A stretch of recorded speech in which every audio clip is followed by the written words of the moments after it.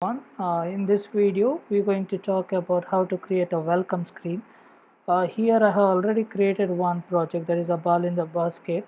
In the previous video we already talked about this, so you just can see the output, right? This is what I had been created in the previous video. Now in this video what I'm going to do, I'm going to add a welcome screen to this page. So in the starting it's just going to say ball in the basket and whatever the parameter the submitted by someone, and some strings in the welcome screen, and then when you press a X in the keyboard, so it goes to this main screen, right? So let's get started. So how I can go ahead with that? First of all, to do this I have to create another display, right? mm, this is my major display where I had created the entire game. I'm going to create another function as a welcome screen or a welcome display. I say welcome display. Okay, so it's a normal display. So we have to write a GL clear. So I go with a GL color buffer bit or GL depth buffer bit. Okay, so similarly I have a GL swap buffers.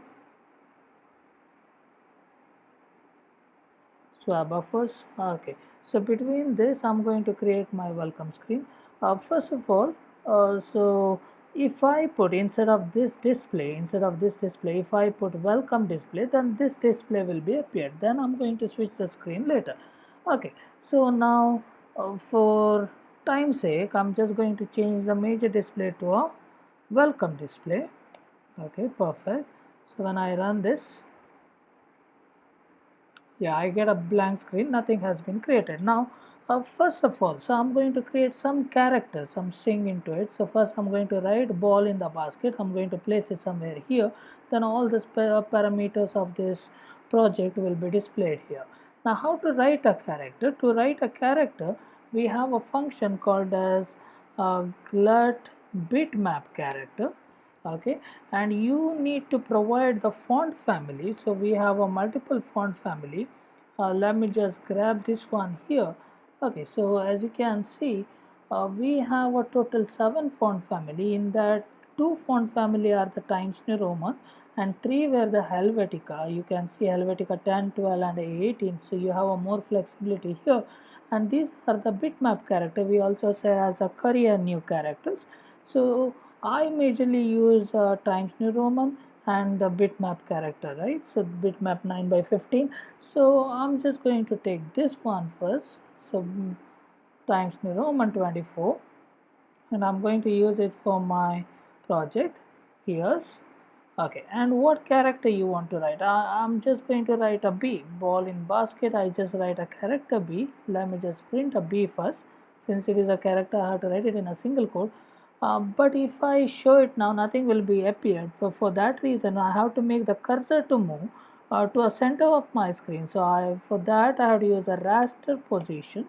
So raster position will move the cursor. So where I have to move 0 0 0.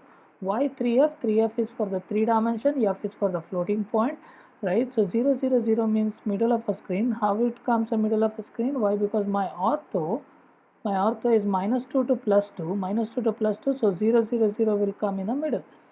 So since it is coming in the middle, so B will appear in the middle of a screen. So I can give any color to it. Let me just give a color 3f. I give a red color. Perfect. Let me run this. Now I got a B in the middle of a screen. So this is how to create.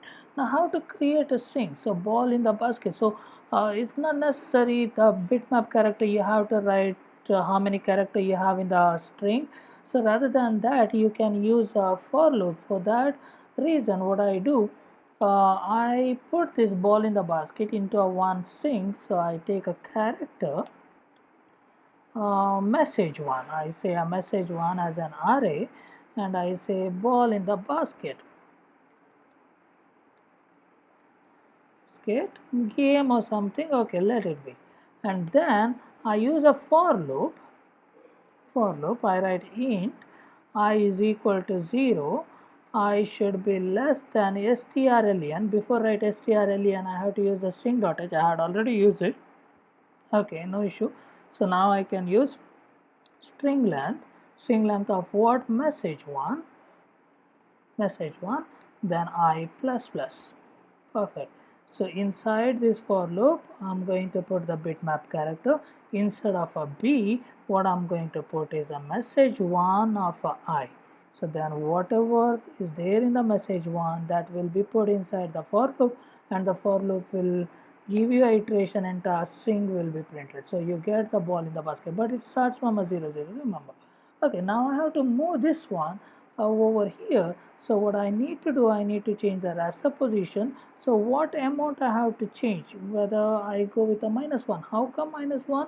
So see, my ortho is -2. Maximum I can go till -2, or on the right I can go maximum till +2. So I go to a -2. What is it here? And top I go till a +1. Let me just see, left bit on the top.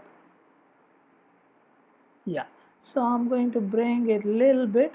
So 1.6 or somewhere 1.5 I give.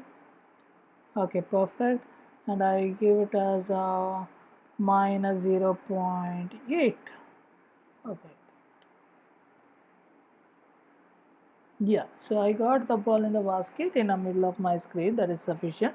Now I'm going to write submitted by USN and the name, as well as some comment. Okay, let me just do that.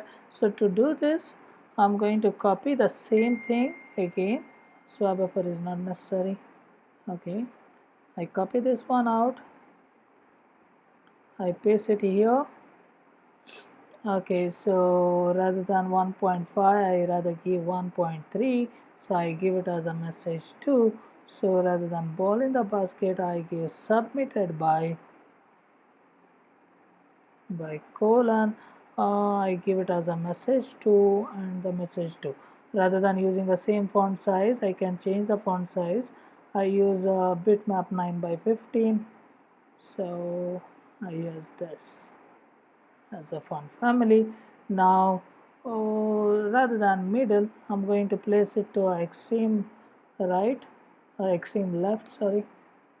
Yeah, so I got submitted by, and you write your name and the USN. So in the same way, you just need to copy it. Now whatever you want to write it in an entire line, you can put it into a one for loop. Remember this. You want to bring it to a new line, then you have to go ahead with the other for loop. Right, same for loop, you cannot use it. Okay, this is way how you can create. Now what other things I do? So I just give press X to go to a next screen. I just write it here. I write press X to go to a next screen. Now to start a game, press X. I just go ahead with that string. I copy it again. So I just write, I go to extreme down, so -1.5 or somewhere. So I start with 0.8. Okay, perfect. -0.8. Press X to start the game. Press X to start the game. Okay, perfect. So we have a main problem here, so it should be 3 here, and should be 3. Yeah, perfect. So we got press X to start the game. So you want to increase the size, you can also do this, or you want to change a color, you can give a color 3 of here. Color 3 of, I go with a blue color 001. So perfect. So we got press X to start the game. Now when I press X, it should need to start the game. So how to do this? I have to switch between the displays. Now this is my one display, that is a welcome display. Now I have to change the display to a normal display. So since I need a keyboard help, I have to take a keyboard function. So I write a keyboard function here, glad keyboard function. I give it as a keys. Okay, so keyboard function should be displayed in the main, remember. So then since the keys is my keyboard function, I'm going to create one function named as keys. right, where unsigned character, since it is a keyboard function, I take it as a key, comma int x, comma int y. Perfect. Okay, so here I'm going to write if key is equal to x, that means it's a x when the user press the X key. Now I have to change the display, right? I have to change the display back to a normal display. So what is the display function? Old display function is a welcome display, that is this display, welcome display. Now I have to change the display to normal display. This is what I have to change. So I write GLUT display function should be changed to a normal display. Perfect, right? And after that you have to send the control back to a display, so that you have to add GLUT post redisplay at the end, right? Remember, you have to add this, otherwise the control never goes to a display. So you have to add the GLUT post redisplay to end. Now I just got this. You have a, when I press X, my game will be started. This is what we have. Now if you imagine, I want to start the game after some time or some seconds, like I say 2 seconds, automatically I want to be started. So that is also can be done. Rather than pressing a X, I want automatically to be started. Otherwise I can say I make the user to wait 10 seconds. If the user didn't press X, then it should be automatically started. So for that you can use a timer function.